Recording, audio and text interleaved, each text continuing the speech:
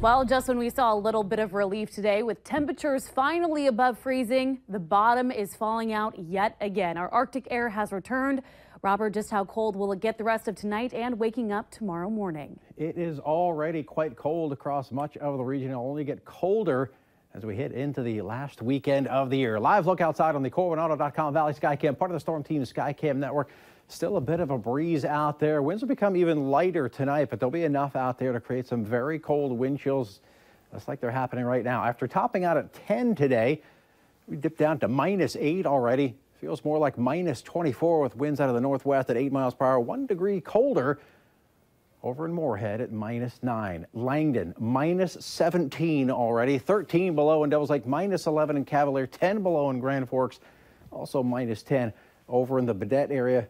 A couple hours ago, this area above zero. Now everyone below zero. Winds relatively light, but it doesn't take a whole lot of wind to create some dangerously cold wind chills with the temperatures that we've got out there.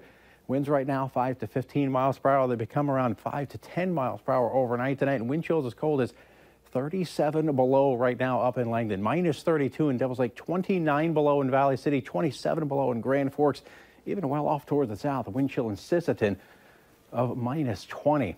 Not a whole lot of cloud cover out there. A bit of cloudiness over in parts of Minnesota. More clouds on the increase over parts of our southwestern counties, and that will continue to slide off towards the east. The sooner that gets into these areas, that will keep temperatures from dropping off as fast as the areas that stay clear. Acts like a blanket and allows those temperatures to not cool off as much. But we'll also have to deal with a little bit of snow with that cloudiness, and that will clip our far southern counties as we head through the late night hours tonight and early tomorrow.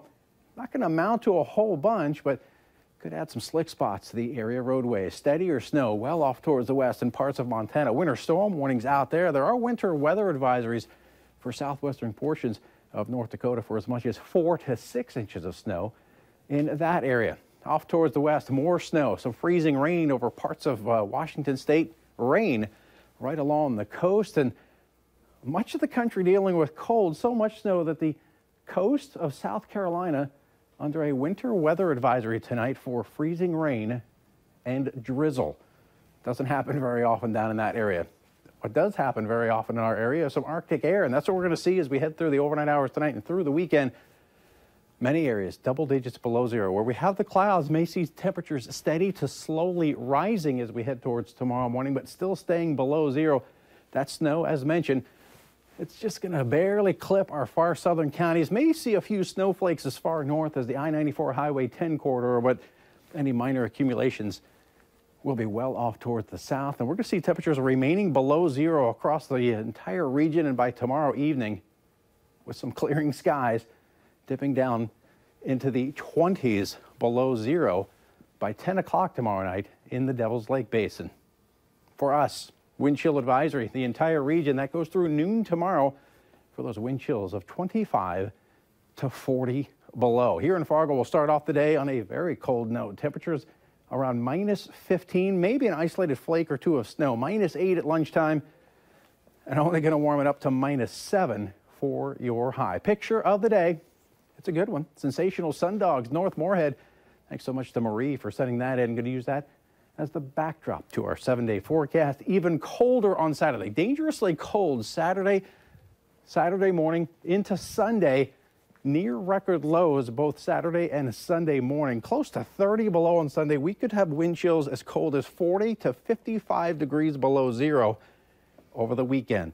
Slightly warmer on New Year's Day and the day after. And we haven't seen wind chills that low yet this season, have we? No, we've had wind chills in the 40s below. This would be some of the coldest air we've seen in probably a couple of years. Oh my goodness. And maybe breaking records? Possibly record lows as we head through Saturday and Sunday morning. All right. Thanks, Robert. And could you imagine going without power in these conditions? Well, more than 250 customers in South Fargo lost power tonight around 6 o'clock. Those temperatures dropped back below zero, as Robert just mentioned. And according to Xcel Energy's website, it does seem as though power has been fully restored. However, we're still waiting on official confirmation.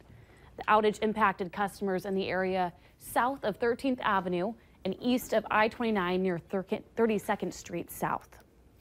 UND police need your help finding a man they believe used counterfeit money during a Fighting Hawks hockey series. Take a look. These surveillance photos show this man at the Ralph Engelstad Arena during the series games against Western Michigan on December 1st and 2nd. If you recognize him, call UND Police at 701-777-3491. You can also contact the department on Facebook or even on Twitter. Here's my promise to you. I may be leaving the Senate, but I'm not giving up my voice. Minnesota U.S. Senator Al Franken addressed a group of his supporters in Minneapolis tonight. He delivered some of his final remarks before departing the Senate. Franken, whose resignation came earlier in December at the urging of several other members of his party, followed multiple accusations of sexual harassment. He took the opportunity to reflect on the past and express optimism about the future. And when I think about the last decade or so of my life through the lens of the people I've met, the people I've had the privilege to work alongside of, the people whose lives I've had the honor of fighting to improve, I feel hopeful for the future of our country. Franken's last day in office will be January 2nd. Minnesota's Lieutenant Governor Tina Smith will take his place until a special election can be named next year. We're now learning new information about a downtown Fargo bar fight that turned deadly. After Valley News Live pressed for sealed court motions to be made public, we're finding out more about the past of a man facing a manslaughter charge. 43-year-old Darren Patterson is facing charges of manslaughter and assault after police say he knocked out two men outside of the Hotel Donaldson back in May. And one of those men died a week later. We're now finding out that prosecutors plan to use a Facebook picture and a previous assault charge from their 2010 an incident in 2020 in the case against Patterson. Assistant State's Attorney for Cass County, Ryan Youngren, says these motions were sealed to keep potential jury members from becoming biased about the case, but they were reconsidered after our request. We decided that the information, it was unnecessary to keep it sealed. It was information that's already in the public domain, and the main reason we would do that is to protect our jury pool as best we could from pretrial publicity. Patterson is due back in court in February. The North Dakota Highway Patrol is putting out yet another warning after one of their own squad cars was hit while a trooper was investigating a crash on I-29 this morning. The trooper was called out around 9:30 a.m. to a crash just north of the Main Avenue exit. A little more than 10 minutes later, a car lost control on the icy roads and crashed into the back of a patrol car that was parked on the median shoulder with its emergency lights on. The Cass County Sheriff's Office is investigating the crash. And the Highway Patrol says this is a good reminder to drive for the conditions during the winter months and also avoid using cruise control. Cold weather is helping make frozen lakes safer, but experts still warn you not to let your guard down. Out on Devil's Lake, ice thickness ranges from 3 inches all the way to a foot. The DNR recommends 5 to 7 inches for ATVs and snowmobiles, a foot or more for mid-sized trucks and cars. And the guides on Devil's Lake say they wait until there's at least 18 inches to get the full-sized diesel trucks out on the lake. Because they've had 7 days of extremely cold weather and they think everything is good to go at that point. And it really is quite the opposite. You get this false sense of security because it's been cold for a week. They say the only way to be sure you're safe on the ice is to drill holes and verify thickness for yourself. But we were contacted by several people overnight, warning us of a possible babysitting scam circulating on social media. Haley Claypack is a college student who's looking to make some extra money. When she came across a Facebook post last night, she says something didn't seem right. She said that she's going to be sending me a check for about $1,550, which includes the money for the groceries as well as my first week's payment. And then she asked if I have $100 on me to go buy her an iTunes card that she needs desperately right now. And Claypack isn't the only one who noticed the strange post. We received several screenshots of the same post, but in different cities and states across the country.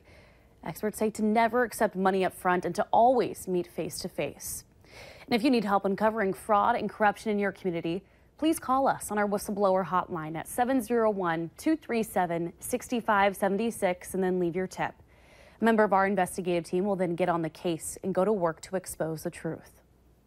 A Wahpeton-based construction company has been awarded more than $1 million after suing the state of North Dakota for unpaid bills and damages. Yesterday, a South Central District judge awarded Comstock Construction $1.4 million. The This is after the firm sued the state in connection with their work on the Heritage Center. The Historical Society director says the agency withheld payment because it had not finished some of its work. State lawmakers approved about $40 million in 2009 for expansion of the facility. The revamped Heritage Center opened in 2014. A Thursday morning tweet is accusing Minnesota Twin star Miguel Sanyo of sexual assault. Betsy Bisson, a photographer who has worked for the Twins Daily publication, she pinned her story to her Twitter account. She described the assault and says it happened back in 2015 at an autograph session. Sanyo denies those allegations. The Twins are releasing a statement saying they take the allegations seriously but have made no further comment. Bisson says she never shared her story out of fear of losing access to covering the sport she loves. Well, unbelievable video this evening out of Milwaukee. Take a look. Officers rushing to a fiery car accident with teenagers still inside. It's still ahead tonight.